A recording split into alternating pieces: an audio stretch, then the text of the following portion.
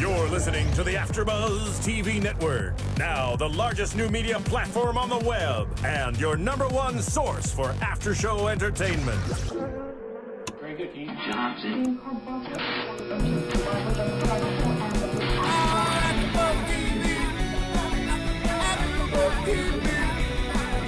From the AFTERBUZZ Studios in Los Angeles, California, and streaming live on Ustream, this is AFTERBUZZ TV for Teen Mom. We'll break down tonight's episode and get you all the latest Teen Mom news and gossip.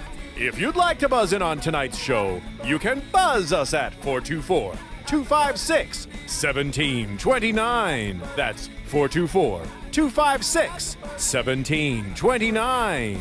And now, picking up where the show leaves off, and the buzz continues. It's AFTERBUZZ TV for Teen Mom. Hello, everyone. Mari Fagel here in New York, and I have Jessica King sitting in our studios in Los Angeles. She's holding down the fort solo tonight in LA.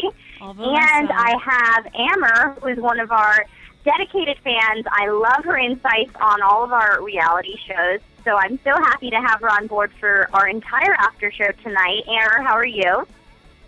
I'm great. I'm so excited to be calling in. I'm a Teen Mom 2 junkie. Aren't we all? And now, actually, I think this episode was even better than the last one. I think that they're really finding their footing, and I think that, because sometimes shows like the first episode back starts out on a high note and then it kind of dwindles down. I thought this episode was even more dramatic in terms of Janelle and Leah and Kailyn. And obviously you know how I feel about Chelsea and how I'm going to feel about her all season long. Boring, boring, boring, repetitive, repetitive, repetitive. I'm over it. I think, they're definitely saving all the drama until the very end. So it's one of those things where you just have to keep watching because it's like the climax seems to happen within the last 5 minutes of the episode. So it's like you could take a nap for the first 30 minutes and wake up and don't miss the drama at the end. And now, Amber, what did you think of the episode as a whole, just compared to last week? I thought it was better than last week. Of course, Chelsea, I could do without, as usual. But, yeah, I totally agree that the end of it was basically, where everything juicy happened, and the rest of it was a little bit boring, but it was definitely better than last week, and I'm hoping it'll just keep getting better. Yeah, I'm honestly wondering, Janelle's life is so crazy. I'm wondering if every episode is going to end with a massive fight, like with Janelle involved. I mean, last week it was the insane fight with her mom. This week it was the insane fight with Kieffer. And it's like, and it's like, it's hard to blame just her because she is to blame a lot of times for these, like, fights, just in the way that she acts with her mom and then the way she kind of was handling the situation with Kieffer, but it's also the people she chooses to surround herself around. I mean, I really, really, really despise Kieffer. Yeah. Is there any way that any of the three of us can defend his actions at all whatsoever? Not at all. And the fact that he's complaining about what he gets to do when she's the one that's driving him all around town, paying, I'm sure he's not helping her with gas or food or anything. He has no job. He has nowhere to go. If it wasn't for her, he would just be homeless. And that made me so annoyed when he was complaining about staring at a wall all day and being bored. And it's like, whose money is he using when he's gambling anyway? Because clearly, I'm sure it's not his. But I do agree with you that Janelle is constantly getting in the middle of fights and drama. And I think she's also just like a ticking time bomb. Like anything sets her off. And, she always has some justification or some reasoning for it. But she definitely has a very low tolerance, I feel like, for anger. And now, Amber, what do you think about Kieffer? Kieffer has absolutely no redeeming qualities whatsoever. I absolutely agree with what you guys are saying. I just don't, like, last week I tried to, or was it 2 weeks ago when I called in, or last week, and I was, trying to kind of be on his side a little bit and say, that she needed him and he was the only person that, gave her unconditional love and all that stuff. But now we're seeing the true colors, and he's very selfish. He's using her. He's a jerk. I don't even know what to say about him. And I remember when last week he was talking and he was saying, you need to start stacking cake so we can get a 6-month lease on a place and all this. Like, yeah, it's like, she has to do everything while he does nothing. And, then when she was like, even when they woke up in the car and she's like, well, what are we going to do now? And he's like, well, call your friend Amber and see if we can go over there. Like, if it was for her, like, he wouldn't have anything. And I know you said, Mari, that you can't blame Janelle fully, but, this seems to be a trend for her. This seems to be the type of guy that she falls for. Her ex-boyfriend, her baby's daddy, was the same exact way. He had no job. He had no money. He really had nothing going for him. And she continued to support him and defend him and love him. And so I don't really have a whole lot of sympathy for her. But, I mean, it definitely sucks for her to have to go through that. But she's obviously what bothers me so damaged. much about her, yeah, she's definitely damaged. And what bothers me so much about her is that she knows better than this. She even says it herself, and I'm like, just take your own advice. I mean, she herself said, I'm sacrificing my time, my money, and my love for Kieffer. She is sacrificing her time with her son to be with this deadbeat guy who's gambling, doing drugs, drinking, is homeless. And it's like she knows better. She spent almost the whole episode complaining to her friends, oh, he drinks too much. Oh, he's just wanting to go gamble. Like, so then leave him. There's nothing tying you to him. Nothing is holding her back. I hate Adam, but I won't understand why Chelsea keeps going back, but at least it's like, okay, well, that's the baby's father. There's something tying her to him. Mm-hmm. There is nothing tying Janelle to Kieffer. Just dump him. Leave him. Well, what made me sad, too, because I used to think that maybe there was something between them that we didn't see, and he gave her, like a shoulder to lean on or whatever. But today she said that he doesn't talk about anything except for weed, booze, or drugs, just those 3 things, and that they have no other normal conversation. And that made me really sad because, she does know better, like exactly, Mari, what you're saying, and she is brighter than that. But sometimes, unfortunately, knowing the right thing and doing the right thing are completely different. Well, it's like alcoholics, and you say, well, if you drink, this is going to happen, but they still don't stop. But also for her, she mentioned that, she went through this with her ex and she's not going to go through it again.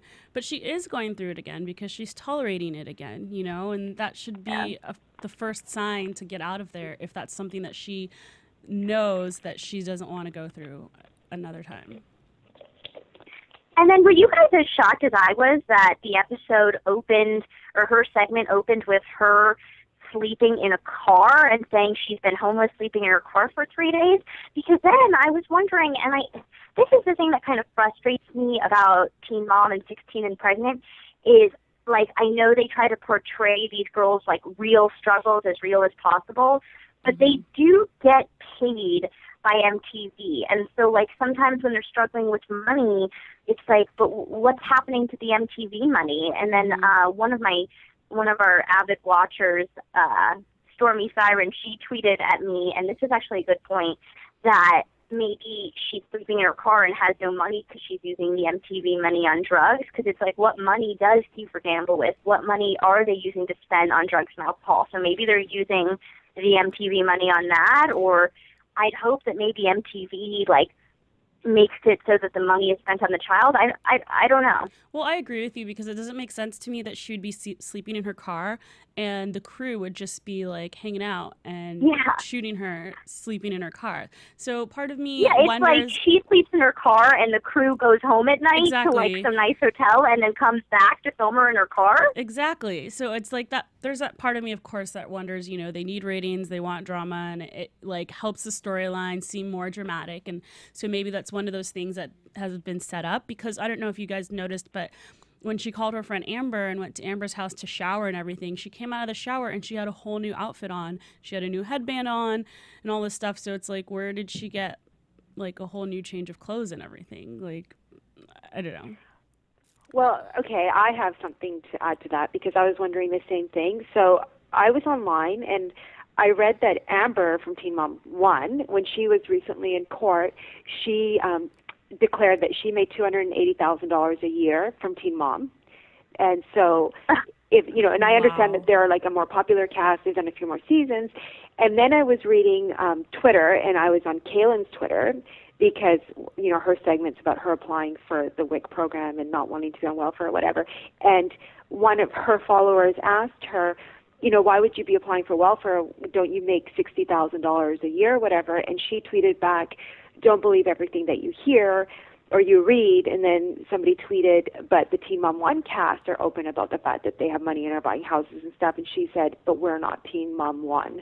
So I don't know what that means. I'm sure they are making something, and I don't know where the money's going, unless it's being put in trust for the children, or I don't know. But I think they're definitely making money regardless of the amount. And it could be something where, they've signed a contract with MTV where they can't release this information or whatnot because, once the fans start getting light of what's real and what's fake, then they start becoming less interested. And so I'm sure it's like celebrities in your everyday tabloids deny stuff all the time. And it's usually because, whatever they've signed or what, for the show's purposes, they can't say anything until such and such or whatnot. And so I definitely think they're making enough money to at least get by and support themselves. I don't think it's to the point where they need to be filing for welfare and whatnot. And they're definitely not allowed to release that information because during our 16 and Pregnant after show, we had Danielle, one of the moms from that season, call in, and we asked her specifically about money, and she answered every single one of our questions, and that was the only question she said that she could not ask. She was not allowed to answer the question about money. So definitely that's something that MTV keeps under wraps. But let's talk about Kailyn because I definitely think that's the reason why. Because she kept saying, I don't want people to think I'm abusing the welfare system because some people really need it. And then her boyfriend was like, but you do really need it. And I think the reason why she was worried people would think she's abusing it is because she's getting the MTV money. But I will say, for however messed up Janelle is, I totally have nothing but the utmost respect for Kailyn. She has her shit together, and she's been dealt an even more difficult hand than Janelle. At least Janelle's mom, is there for her, and, when Janelle's on good behavior, has a roof over her head. But, Kailyn has to deal with this mom who's kicked her out so many times, who chooses her boyfriend over her own daughter constantly, and she works 2 jobs. She goes to school. She has the kid. She's very resourceful, too. I mean, going to seeking out this nonprofit that helps young moms. I just have nothing but respect for her. I think she is very mature, very resourceful, and I think she's going to go far in life. I hope so. I mean, she's definitely, Jordan mentioned last night that she's independent and he's not. And, they had that little conversation. And I think that's important for her to step it up, she kind of grabbed the reins when she had her child, whereas we've seen some of the other moms not really make the effort to make that difference to accommodate the fact that they're now a mom, i.e. Janelle, who continued to party and whatnot. So I agree. I definitely respect the fact that she's taken her responsibility as her own and been an adult about it and is doing whatever she can to make the best life for her and Isaac. And Amber, what do you think about Kailyn? I really, really like Kailyn. She's, she's the overachiever of the teen moms, and I totally respect her too. And she's, she's working all these jobs, and, she's in school full time. And I watched an interview with her. I guess it was the Teen Mom after show kind of, and it was really sad because she said exactly what you were saying, Mari, that her mom has always consistently throughout her life picked these boyfriends over her own daughter. And, she said that she would, and she was asked, what would you like as your ideal? And she said, I would like my mom to be there for me.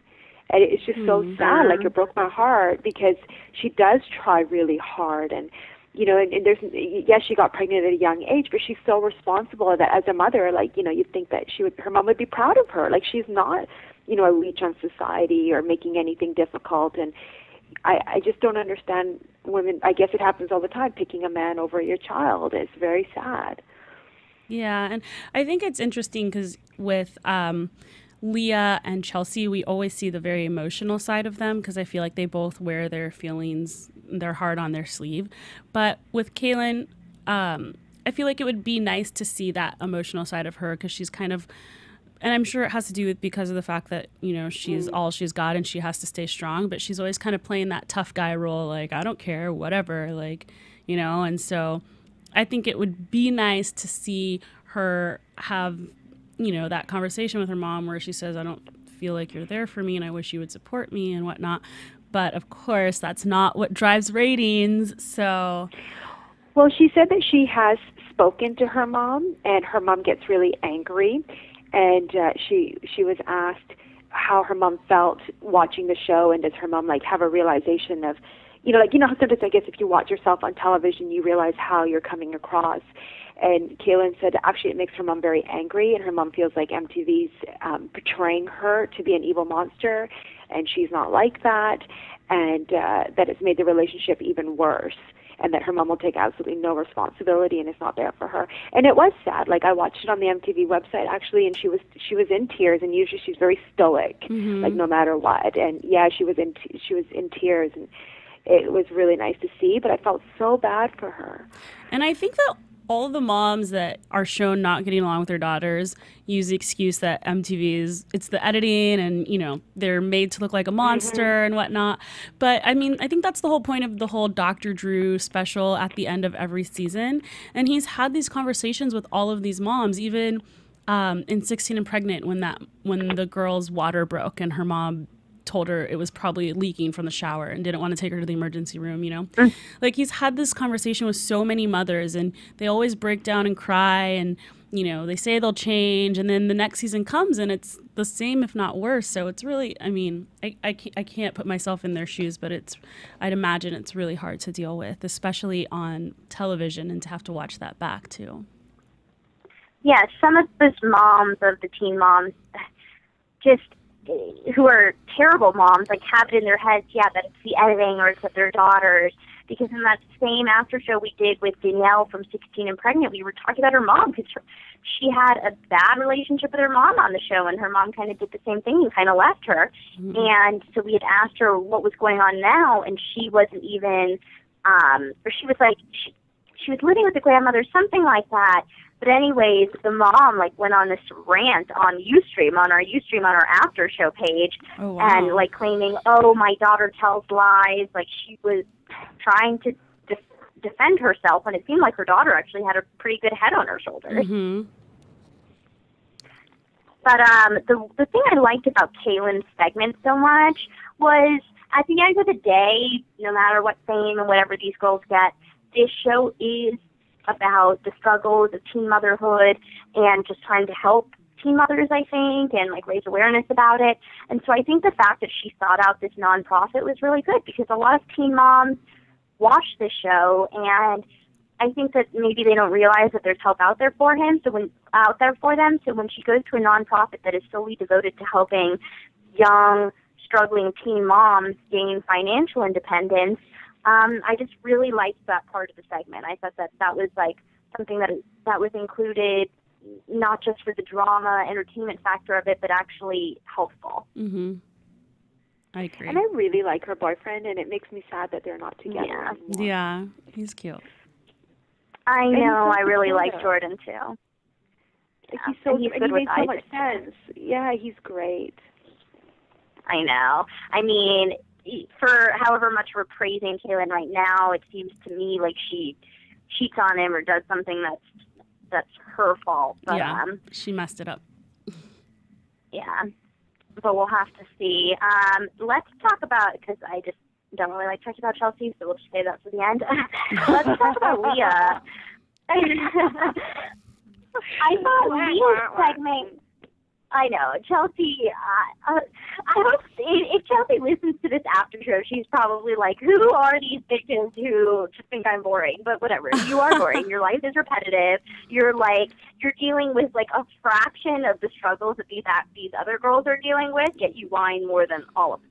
Well, I do have to say, Chelsea, I agree with you, and it's boring, and it bothers me. She has everything handed to her.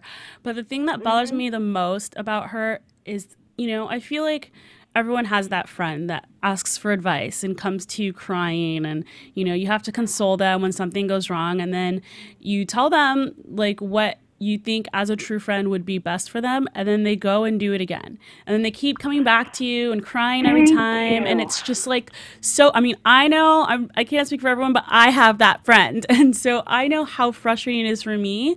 So I get, like, really bothered when I watch Chelsea, and not because I think she's boring or lame or whatever, which she is, but because I feel bad for her friends and her family members that have to go through that. Like, every time she comes crying to them, she's a very vocal person. She obviously doesn't keep her feelings inside, and she's always asking for advice, like, what should I do? Like, what should I say? And then it's just like a broken record, and it's like you're wasting your breath by even telling her what you think, because she's just gonna do what she wants to do anyway. It's like, why'd you even ask? So I just had to vent a little bit because that just bothers me so much. It seems like Adam's brief charms don't even last that long, because it looks like, and we'll talk about this in predictions, it looks like he's making her cry and doing some dick move again next episode. So it didn't even last one episode. Yeah, exactly. I don't know. I just like, and I like her dad a lot. I think her dad always has good, wise words to say to her. And I think she should consider herself really lucky that, he didn't just kind of cut her off after she got pregnant. And she just doesn't listen to a word that he says at all. And it's like when Kailyn is sitting there and her mother is ignoring her, like, and she basically has to move out and is doing this totally on her own. And meanwhile, Chelsea is sitting there in this home that her parents bought for her. It's just, Chelsea really gets on my nerves. Chelsea kind of reminds me of Sarah in that she's a little more well-to-do compared to the other cast members, and doesn't maybe takes advantage of it, struggles to deal with, and still is like the most selfish one, I feel like. So Sarah, at least her segments were always entertaining and dramatic, just between, her, the father of her son, of her daughter passing away, everything with her mom, and the boob job, whatever. At least Sarah was entertaining. Chelsea's just repetitive. It's the same storyline over and over. Yeah. Well, and I really noticed, like, the difference, like when Chelsea hurt her leg again, and she said, well, how am I going to take care of Aubrey? And her mom, it was so simple. Her mom's like, well, you're going to move in with me, of course. Like, it was so understood that her parents were just going to be there for her and continue to pay the rent for her house, and she was going to move in with her mom, and her mom was going to take care of her child. And, Kailyn, she doesn't have that, and she's working so hard, and it just made me so sad that, that Chelsea has, like you said, everything handed to her on a silver platter, doesn't even appreciate it, totally whines 24/7. Her whole life revolves around Adam, and the other moms, are struggling and working hard, and, it'd be nice for them to have moms that just said, oh, come move in with me. Which also I noticed, just in these 2 episodes alone, we've seen so much more of her mom than we've seen in the past 3 seasons. So I thought maybe her dad, like, doesn't want to be bothered with Adam anymore or have anything to do with it. I don't know, but... Well, I noticed her dad was rolling his eyes at her when she was talking about Adam. And I roll my eyes when I'm watching the show. So yeah, exactly. I love how her dad, though, the way he caught her was on Facebook. Yeah. So I noticed you have a new friend. That's awkward. Yeah. Okay, so we got our Chelsea storyline out of the way. I mean, honestly, each week, I feel like we're going to struggle to even talk about it, because it's going to be the same thing over again. Like, oh, she's getting back together with Adam. Oh, it's annoying. Oh, Adam did something to piss her off. Oh, it's annoying. Let's talk about a storyline that I actually find interesting and intriguing. And this storyline broke my heart last night.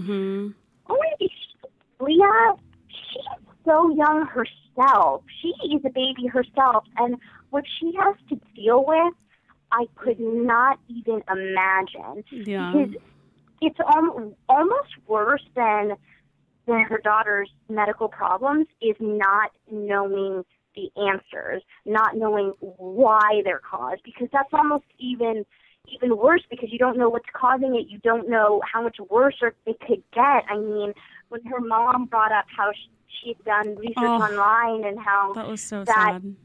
Same exact problem that she could go blind, like the whole thing was heartbreaking. And she is a baby herself, and she has to sit there and be strong for her daughters. I mean, her one daughter was crying in a doctor's appointment, and she has to sit there and be strong for her daughters when she probably feels like breaking down, and just the whole thing, just not knowing answers. And I've known, a close friend of mine, her sister has had medical problems that they didn't know the answers, and her mother, it was so hard to watch the family not knowing like what the answers were, not knowing what she had, not being able to label it, and not being able to know an exact cure for it. So it was definitely a tough episode to watch. Well, as a viewer, I'm sitting there like, I want answers, like what's going on? So I can't even imagine as a mother, like at least we're getting to see this every week. She's probably having to go over a span of a couple weeks and then do the MRI, wait another couple weeks for the results. And it sucks that, I'm sure Corey can't get off of work because they need the money and whatnot, but I'm sure it would be so much more helpful for him to be there, and then, maybe he could be the strong one and then she could break down. But you're right, like she has to be so strong in front of the girls, and then to see the other twin sister start bawling in the doctor's office when she saw her twin bawling, it was just really sad. It's like she felt her pain. So it was definitely an intense storyline. Yeah, Amber, what did you think of Leah? That storyline actually, it really touches my heart because I have a daughter that's 2, and my daughter was born premature at 26 weeks. And she spent 14 weeks in the NICU, and she's gone through eye exams, and she has a hole in her heart, and being ventilated, and having spinal taps, tons of stuff, and she has occupational therapy. And so when I watch Leah's storyline, and her daughter was also a preemie, and the things that she's going through with the possible blindness, and and my daughter has possible deafness, and she also has problems with her eyes, I totally relate. And I think about it like I'm in my 30s. And I can't even imagine being a teenager and having gone through that, because I found it hard enough at my age. And you want to make everything better for your child, and you just feel so powerless because there's nothing that you can do, and they're so small. And then, you blame yourself somehow, was it my body? Is it my genetics? Was it something that I did? And it's very stressful, and it can be very depressing. And it can also, to be honest, take a toll on your marriage. And I don't know, I guess we'll see as it plays out, but if part of, her daughter's problems is what's caused an issue between her and Corey. I know there's a lot of other issues with trust and his mumbling and his bad hat and all that kind of stuff, but I don't know if, having a child that potentially has, lifelong struggles or might need extra help, because it's always the mom that's going to step up to the plate and do more and worry more. And it can either bring you closer together as a couple, or I've seen, I've met other moms in the NICU and I became friends with them, where it can tear you apart. So, I don't know if it had anything to do with that, but it's a storyline that really speaks to me. That's actually a really good point, because I didn't even think about that in terms of the reasons why they got divorced, because there were so many other issues in terms of his jealousy and her just kind of forcing herself into it because he was the father. But that actually is a good point, because, having to deal with that on top of marriage, on top of having kids, on top of having twins, on top of all those, to have one with these medical problems must be a huge strain. And so I'm sure that must have been one reason that took a toll on the marriage.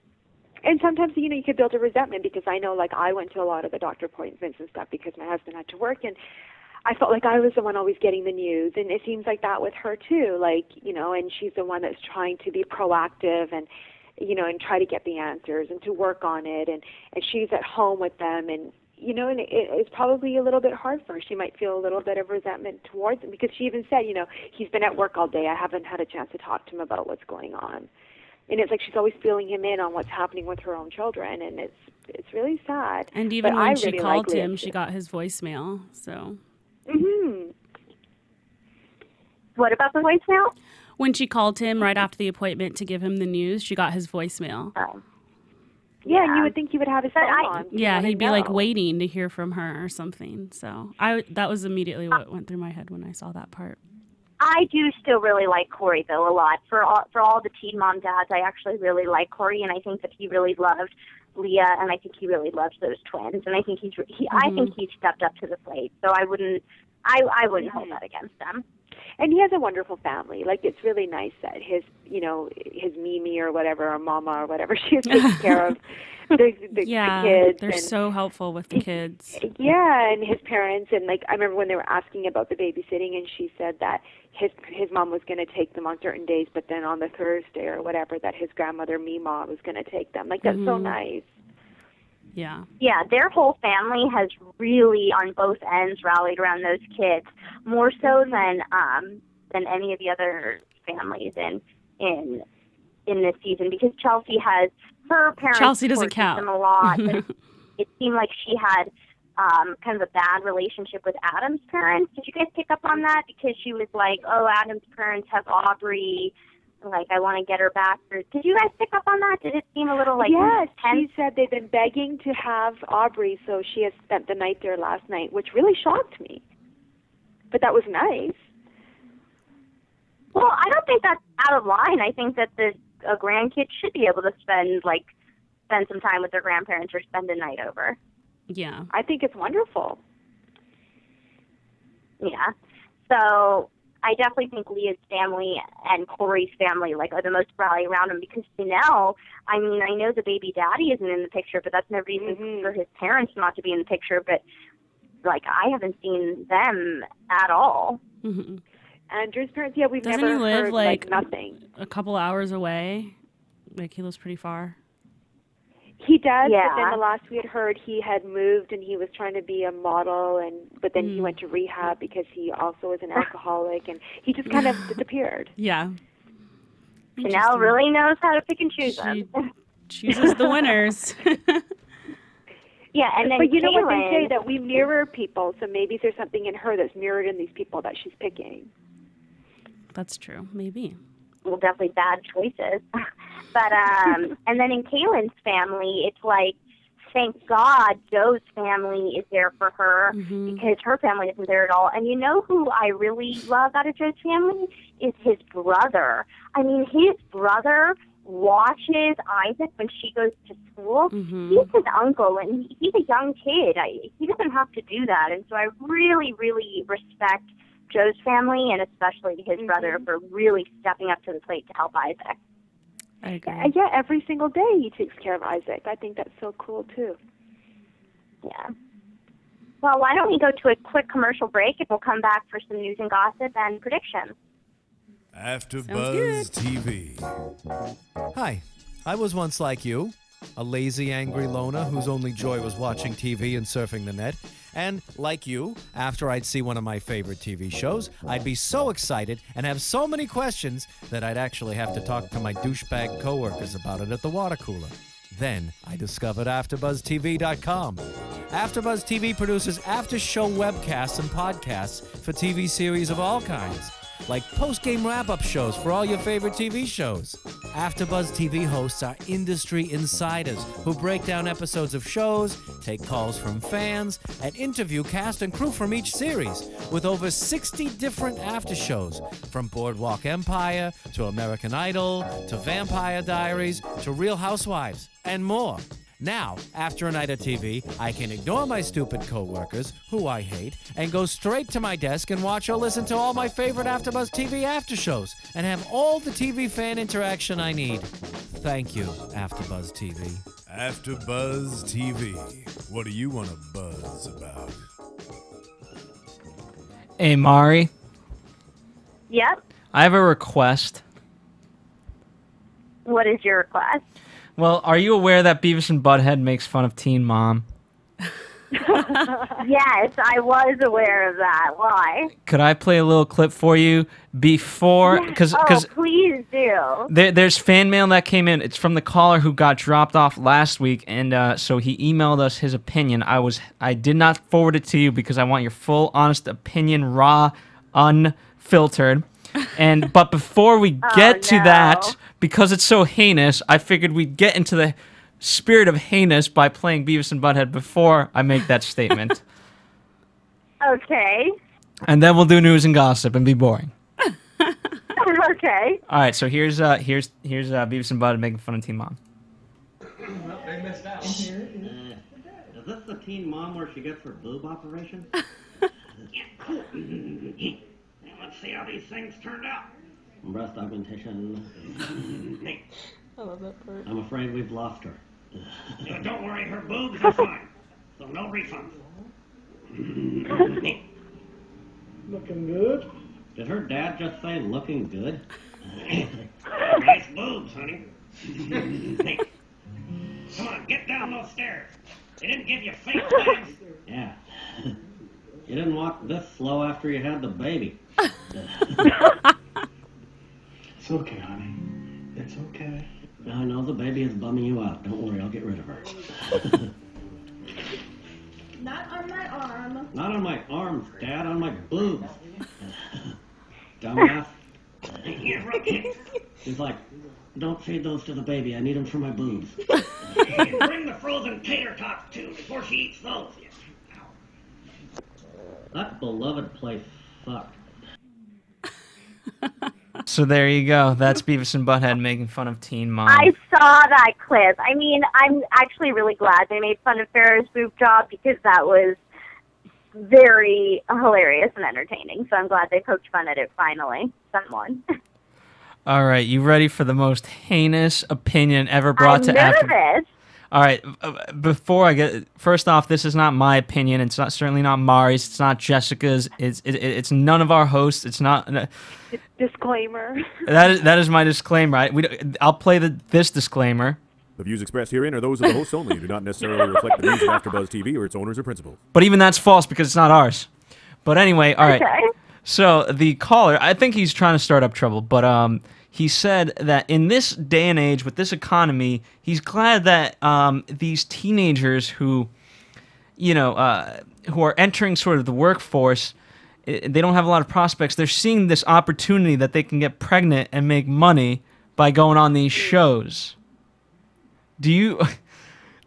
Please refute... Oh, this is the guy that called in last week. Yes, this is the guy, and he got cut off, and he emailed us back his opinion, and yes, that's his opinion, that he thinks kudos to the 16 and pregnant kids for getting on shows because they're making money. Kudos? That's what he's saying, not me. Kudos. He's like supporting this whole trend that we talked about last week. Because they're finding jobs in this harsh economy. Wow. Oh my God. Wow, I'm almost speechless. That's ridiculous. I don't think whoever is getting pregnant for 16 and pregnant, and I think there's very few people, I don't think they're doing it for the economic stability. I think they're doing it for the fame. For the fame, exactly. They want to be famous. So he's half right? We do love all opinions here on AfterBuzz TV, even the most heinous and ridiculous ones. So keep them coming. You can tweet all of us, Miss Amber G. Jessica, what's your Twitter handle? Gorgeous715.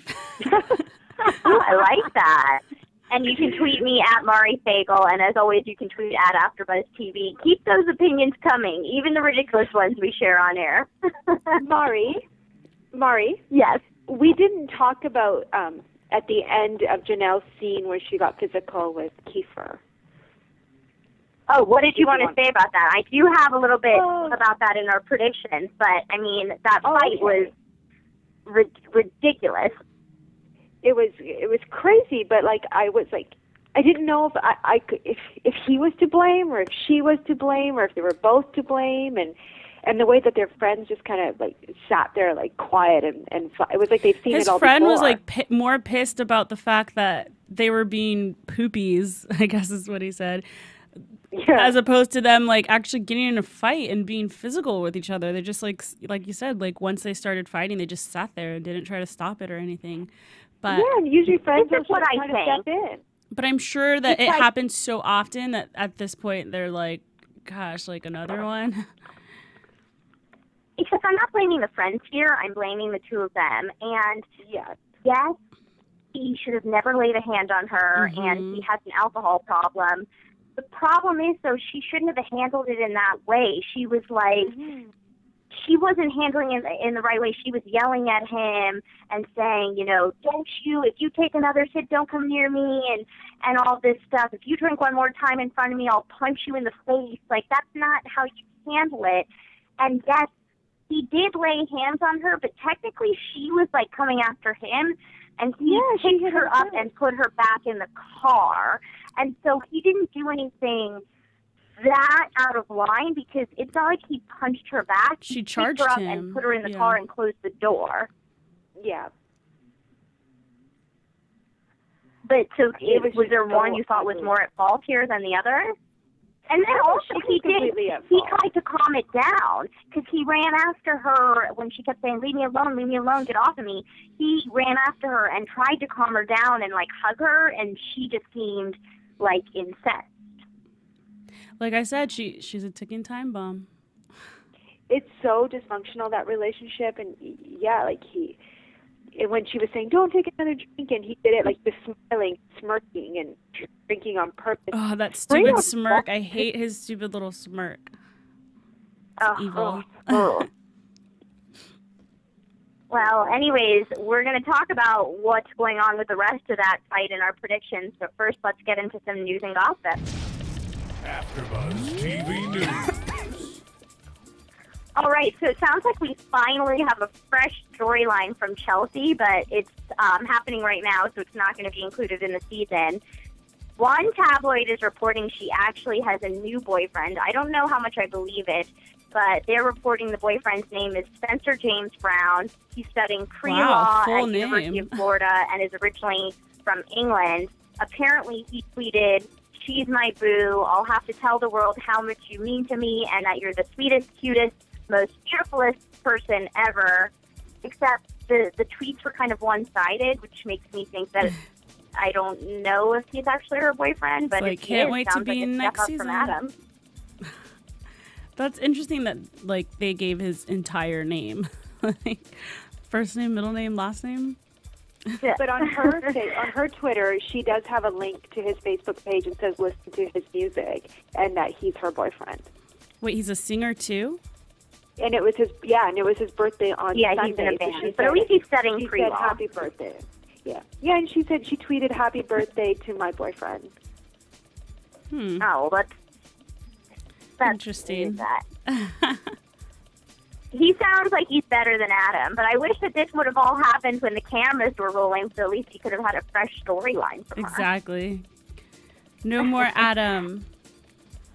And then Leah, also in terms of her relationship status, the guy she's been dating, Jeremy Calvert, apparently they talk about getting engaged. She's only 19 years old. She's already been divorced once. I really don't think this is a good idea, but in a new interview, she said that they do talk about getting engaged. She said, we have a really good connection. It's different from Corey and my relationship because we were kind of like forcing it. So that must hurt. Yeah. And, Ouch. yeah, I can't believe that she said we were forcing it. I thought that was kind of a sting to Corey. Yeah. You were forcing it when you begged him to get back with you? It's sad. Her ex, she also tweeted a picture, I think it was earlier today or this week, of the twins. Her boyfriend had bought them like a new Power Wheel car or something, and the two girls were riding it. And it was kind of like, look how much he spoils the girls or something like that. Wow. So, And, well, as long as he's a good guy, that's all that matters. But I still don't think that they should get engaged because I think that that's definitely rushing into it too soon. Yeah, But definitely. then Janelle, the troublemaker, is stirring up trouble again, claiming she's pregnant again. But hold up, don't worry. It was a joke, a cruel joke, I think. But she posted on her Facebook page yesterday, "Hi all, I have some amazing news. I am expecting 3 weeks. I know I'm in shock too. Oh. I can't believe it myself. I wasn't going to put it out here, but I wanted to make it official. I mean, who would have guessed that we're expecting? Yep, it's official. ... We are expecting Santa in just 3 weeks. Repost if you have any sense of humor. Ha ha ha." She actually released the news this morning on her Facebook as well, I believe, that she is writing a tell-all about her life, an autobiography. Exactly. And that she said on her Facebook, quote, "Me and Hannah are going to start writing my book. I have 3 journals we're going through in my autobiography I wrote in rehab. Can't wait until it's finished. Starting it now." I would like to take a poll if anyone would read that, because as much as I love the show, I really don't think I would. That would be interesting coming from Janelle. I'd be very curious to see what she'd say, but that's a pretty premature autobiography to have at the age of 20. Exactly. That's exactly what I was thinking. Especially when, like, half of your past, 3 or 4 years have been completely documented on television already, so I don't know. We'll have to stay tuned. I think Janelle can't possibly stay out of the media spotlight for a week, so I feel like she's going to be like the main item of our news and gossip every week. Yeah, I'm sure she wants to make sure she stays relevant as well. So she's apparently having a bit of a Twitter feud with Farrah. Farrah tweeted something about Janelle not being a good mom, and Janelle tweeted back that I am a good mom, unlike you. Something like, I went back to my mom's house for Jace, and you left your mom and the state, and your daughter doesn't even get to be with her grandparents, or something like that. So, this isn't the first time I think that Janelle's attacked other teen moms, and she's. Well, actually, I think Farrah started that one. Why does Farrah keep tweeting out that people are bad mothers? Yeah, why she's like always going out attacking at people. Kourtney Kardashian and Janelle. I agree. Like Farrah, I think Farrah tries to stay relevant too when her season's not on, and Janelle's going to give it back to you. Like if you read her Twitter, she's very in your face, and if anybody says anything, she attacks right back. I think this show has gotten to all the girls' heads, and they're forgetting the real reason for doing this show in the first place, which is to raise awareness and show people out there their story. So that's really sad when it gets to that point. I think it's gone to all the girls' heads with the exception of Caitlyn, because Caitlyn now goes around the country talking about adoption. Mm-hmm. She's in college studying to be an adoption counselor, so I actually respect Caitlyn, and I think that she's not out there for fame. Yeah. Well, why don't we get into some predictions for next week? It looks pretty juicy. And now, your AfterBuzz TV predictions. So, I was happy to see that Kailyn is moving out and getting her own apartment, but she didn't tell her mom, which I don't know is the best way to handle it, because that seems like that's going to be a fight, because she kind of just, suddenly throws it on her, but I'm glad that she's finally moving out. Yeah, she knows how her mom is, and she knows it's just going to cause a huge problem, which she supposedly says she hates drama and hates getting involved. So I don't understand why she would do something like that instead of just being straightforward. It's not like the kind of thing where her mom will never find out. So I don't know. I don't think that's a very wise decision either, and I think we just spoke about how responsible she is and how mature she is, but along with that maturity and responsibility comes, being truthful and being honest and that kind of thing as well. So, but she does seem to hide things, hiding her boyfriend, and hiding going trick-or-treating with him. She lies a lot. It's a pattern with her. Yeah. Well, she just always must think she's not going to get caught, or it'll be better. It'll make things better in the end. I don't understand her thought process on that. So, yeah. And then I'm totally not surprised by this at all, but Adam's charming behavior lasts only one episode. Chelsea's seen in tears right before she goes to surgery, and Adam's like leaving her. Yeah. Not surprised by that. And he always has the worst timing, too. Yeah. It's like, really? In the hospital? She's in the hospital bed right now. Ugh. Those kids. And then we get the second half of the Janelle and Kieffer fight. So she's pressing charges against him for hitting her. But like we were all saying, she kind of started it and provoked him, and he wasn't so much hitting her as almost self-defense or kind of trying to hold her back. So what do you guys think about her filing charges? I don't understand it. I think it's ridiculous, and it's all on camera. So They're like Barry and Amber, but worse. And I feel like they both, try to threaten each other sometimes, and it's like this is her trying to stand up and be like, don't mess with me, and then next episode she's gonna be like, I'm sorry, baby, I love you so much. Exactly. Please don't go. I'll change. Don't leave. Yeah, you promise you'll change. We know that they stay together for a while longer, and even to this day that they talk. So what's the point of putting these charges? Yeah. And finally, Leah continues to deal with even more medical problems. I don't know, it seems like it's going to be kind of a heartbreaking season for her between the medical problems and the divorce. But I really like Leah, so I don't like seeing her go into all this. Yeah, I'm definitely curious to see how everything turns out, and of course wishing her well and the best for her and her family. But it's a really sad thing to watch her go through on television.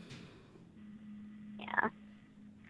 All right. Well, Jessica and Amber, thank you so much for joining me, and hopefully Ed, Isabel, and Star will join us next week. But I think that having your two opinions was more than enough, and getting that ridiculous opinion on Beavis and Butthead and getting pregnant for money. You know what I will say? Keep them coming, I guess.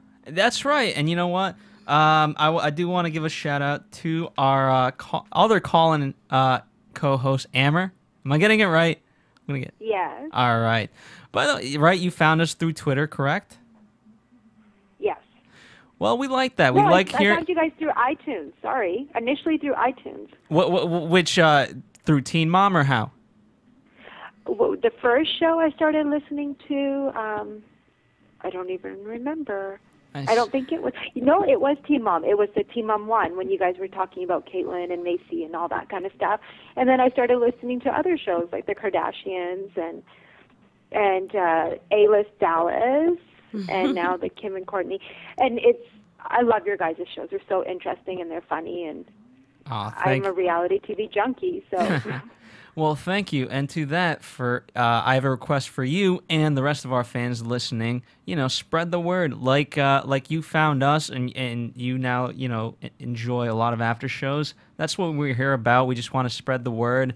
We ask nothing in return except spread the word. We love when we hear stories such as yours. And the Real Housewives. And the Real Housewives. Which one? There's so many. Atlanta and Beverly Hills. Mari knows. Beverly Hills I'm is right the on board best. with the Beverly Hills all the way. Love Beverly Hills. And I love the Atlanta host, Courtney, I think his name is, that does the Real Housewives of Atlanta after yes, show. Courtney He's Stewart. Hilarious. That's great. I love hearing that. So fans out there, if you're hearing that, spread the word, spread the joy. See how much you love it. You guys love it as much as her, so let's spread the word. Yeah, and Amber was such a great super fan that we're having her on probably all season long for Teen Mom, I hope, because I love your opinion. I would love to keep calling in. Keep on doing it. Every Wednesday here at 7. All right, so Amber and Jessica and I will be back next week, same time, same place. And make sure to tune in. And thank you again for all your opinions and for listening. Have a good night, everyone. From producers Kevin Undergaro and Phil Svitek, engineer DJ Jesse Janity, and the entire AfterBuzz TV staff, we would like to thank you for listening to the AfterBuzz TV network. If you have questions or comments, be sure to buzz us at info@AfterBuzzTV.com. And you can find us on Facebook or follow us on Twitter by searching for AfterBuzz TV.